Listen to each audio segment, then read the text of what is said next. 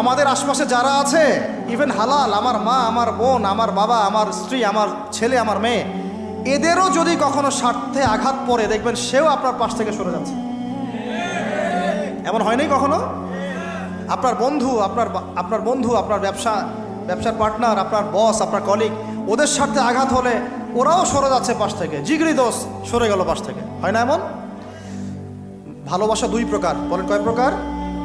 আমার সাথে বলেন, এখানে শেষ করে দিব 10টা মিনিট। ভালোবাসা কয় প্রকার? একটা হচ্ছে নিঃস্বার্থ ভালোবাসা। কি স্বার্থ? কোনো স্বার্থ নাই, নিঃস্বার্থভাবে ভালোবাসা। একটা হচ্ছে কোনো না কোনো স্বার্থ জড়িত আছে এমন ভালোবাসা। আপনার স্ত্রীর চাহিদাও যদি আপনি পূরণ করতে ব্যর্থ হন, দেখবেন স্ত্রীর সাথে আপনার গন্ডগোল লেগে যাচ্ছে, যদিও সে হালাল বৈধ। তাই না? এমন হয় না অনেক সময়? আমি তো অনেক দিন বলেছি, অনেক দিন আগেও বলেছি, 5 বছর 6 বছর আগে, যে মানুষ আসলেই মানুষের অবস্থানকে মূল্যায়ন করে, ভিতর থেকে মানুষকে শুধু মূল্যায়ন করে আল্লাহ রাব্বুল আলামিন। না হলে কি হতো? এই যে এত অন্যায় আমরা করেছি, আল্লাহ পাক কি আমাদেরকে ছেড়ে দিয়েছেন, ফেলে দিয়েছেন, গজবে ধ্বংস করে দিয়েছেন? এই যে আল্লাহ পাক যে আমাদেরকে মহব্বত করেন, ভালোবাসেন, তার প্রমাণ এগুলো। আল্লাহ পাক চান যে আমরা যেন ফিরে আসি।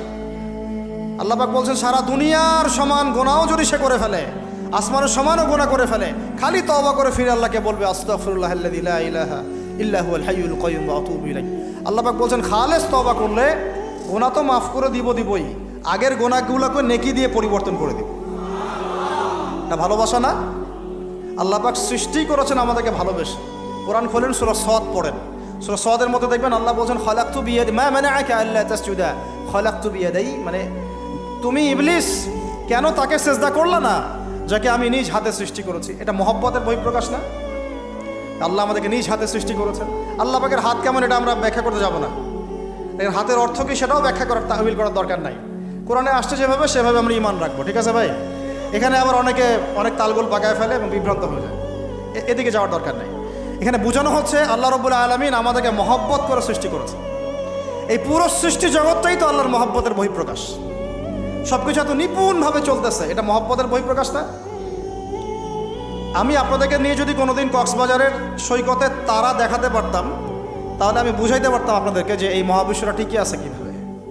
তারার মধ্যে একটা গাণিতিক ক্যালকুলেশন আছে যেটা সবাই জানে না। যারা একটু অ্যাস্ট্রোনমি নিয়ে পড়াশোনা করেছে তারা জানে।